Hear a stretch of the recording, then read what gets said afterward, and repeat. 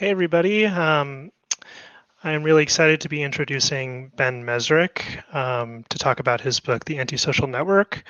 You may know Ben's work. You may know him from his breakout book, Bringing Down the House, which became the #1 box office film, 21. You may know him from The Accidental Billionaires, which became the David Fincher and Aaron Sorkin film, The Social Network.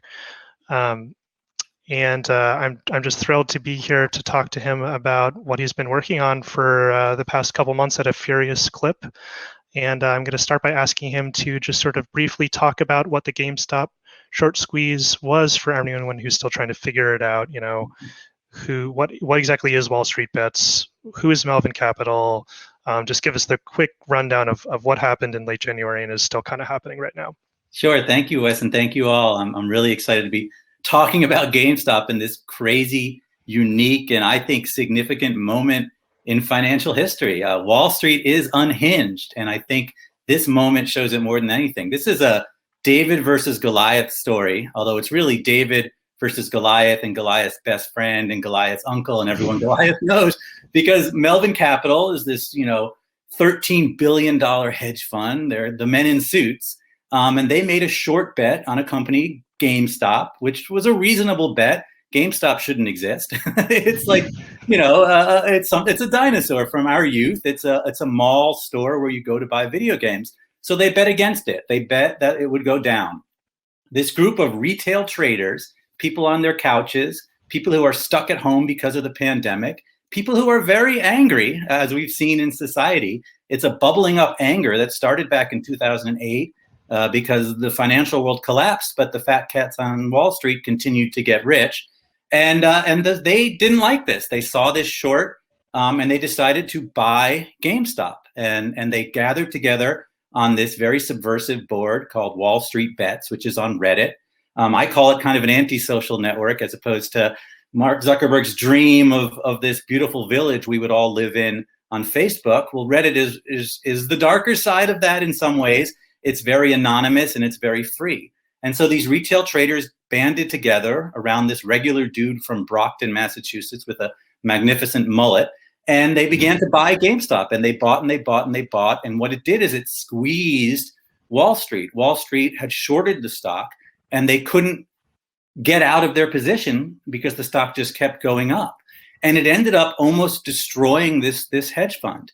And that story in itself would just be this David versus Goliath thing, but it didn't end there.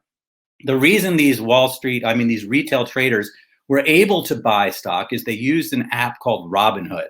Robinhood is this company that essentially handed the tools of Wall Street to anyone with a phone. If you have a phone, you can be as powerful as a Wall Street bank now.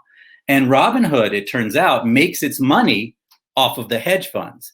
And it's about this whole thing that if you are using Robinhood, but you're not paying any fees, you're the product, not the customer. And the customer really is Wall Street. And so what happened was when this short squeeze happened and GameStop ran all the way to almost $500 a share, Robinhood shut down the buy side, meaning nobody could buy GameStop anymore. And it ended the short squeeze. And why they did it is something that we unpack in the story. Whether there's a conspiracy or whether it was really their own way of trying to stay alive when everything just became unhinged. So that's the story in a nutshell. It's really this wild moment where we're learning that the walls that used to hold up Wall Street are no longer there. And the reality is Wall Street really has become a casino to some degree, and this is only going to get worse. Yeah. To me, when I first started hearing this story, I immediately thought, this sounds exactly like this is like a Ben Mezrich story. It's like tailor-made for Mezrich to write about. So I'm just kind of curious, when did you first walk me through, when you first started hearing this story and how quickly that sort of moved to you starting to decide to write about it? I feel like there was this incredible span of just days time where, you got on the story, you leapt on this like nobody else. You had a film deal like just within days, and then a book deal days after that. So just I like to say walk me through the timeline a little bit. Sure, Wes. I'm really lucky that Michael Lewis sleeps late on Wednesdays. Basically, it was a Wednesday morning. The stock market went crazy. GameStop was flying through the roof. And GameStop is a ridiculous company.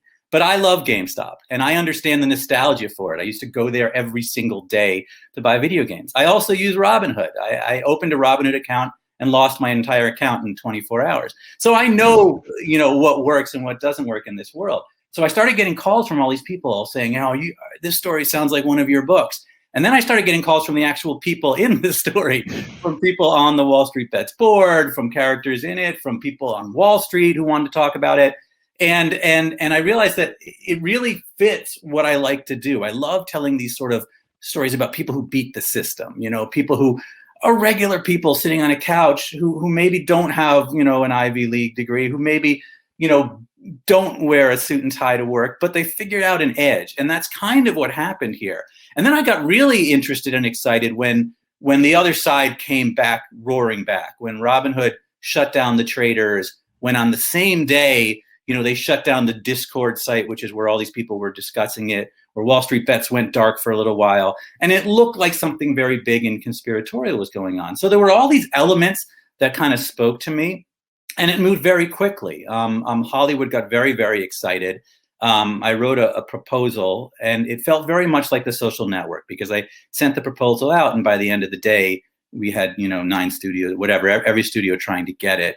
And it became kind of this situation where I'm writing a book while we make a movie, which is an interesting scenario that I've been through a couple times before. So yeah, it really fit the kind of stories I like to tell, because there's something really big going on here.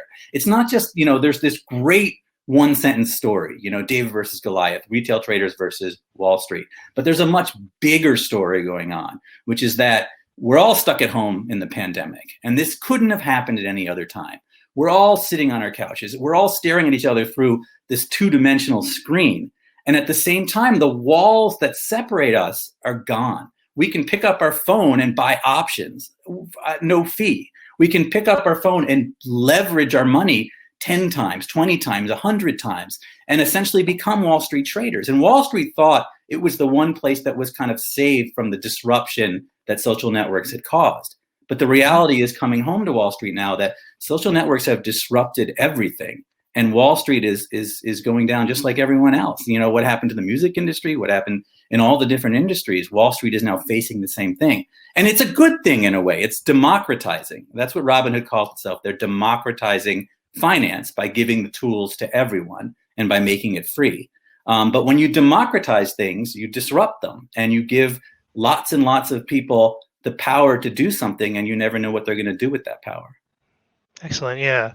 I'm curious to hear about some of these people who started reaching out to you.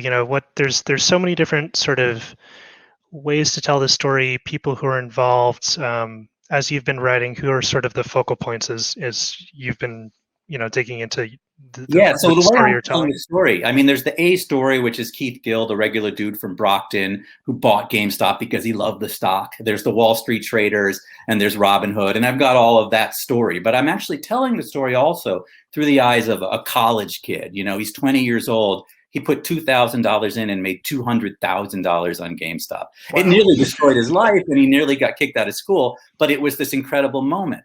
I'm telling the story through this single mother of 2. She's been divorced twice. She's a registered nurse. She's just trying to make enough money to pay for her kids' braces. And she's this wonderful person. And she's been, screwed by life over and over again. Reality has just not worked out. The government has never helped her out, all of these things. And now she has a way of kind of trying to fight back. And then my third main character is a woman who thought 2020 was going to be her year. She was getting married. She's pregnant. And then COVID happens, the pandemic happens, and all of her dreams kind of have to be put on hold, but she starts to find this community, Wall Street Bets, and she keeps it secret from her husband because this is her thing, and she gets sort of into the idea of investing in something, of doing something, and it's this rallying force, this tribal force that these people want to take down the men in suits, and for once, they actually have the power to try and take them on. And I think that's the way I want to tell this story, is through these people who try and beat the system. Awesome. Yeah. How much of it this is a joke versus, like a serious investment, I guess, is one question, because it seems to me like you go to Wall Street Bets on Reddit, and it's just like the funniest place on the internet some days. Yet all these people, as you're talking about, have sort of, turned this joke into a thing that's actually potentially making them really rich. It's sort of fascinating how that's been happening. Yeah, so there's a lot of dark humor in this story, and I think there's absurdist and satire and a lot of bizarreness going on. I mean, one of the main points is Elon Musk, who in a lot of ways is the ultimate troll on the internet, tweets "game stonk" at 4:08 in the afternoon and sends the stock almost doubling. So there's all these elements that make no sense. I will say my parents immediately called me up and said, should we be taking all of our money out of out of the stock market? What's happened here? And I think there is that theme into this because things have become absurd. You've seen it in crypto where a coin can be worth $50,000. You see it in NFTs now where I could take this picture and sell it on the internet for $100,000. Everything is becoming unhinged. So there is that feeling to this and this absurdist and almost delirium going on. But there's also some really significant stuff going on. You have questions about short selling. Should this even be allowed during a pandemic? Should I be able to bet on someone's failure during a pandemic? Those are things that become very serious as you look into it. And so there's a lot of funny stuff, but there's also some things that are really going to affect us going forward in a big way. Awesome. One last question before I kick this over to VP and Executive Editor Suzanne O'Neill. The stock is right now, I think, worth about 200. At its lowest, it was worth like $4. At its highest, like 400. What is GameStop? What is a single stock of GameStop going to be worth when the book comes out in September 7th? That's a good question. I'm going to have to give investment advice. Every stock I've ever bought has gone to zero. I think I still own Pets.com and WorldCom. But the reality is everything is sort of detached now. And GameStop could be worth $2 or it could be worth $300, and nobody really knows the answer to that question anymore. And no matter what, it's going to be an awesome story, to read about. All right, thanks so much. Thank you very much. Suzanne. Appreciate it. Yes.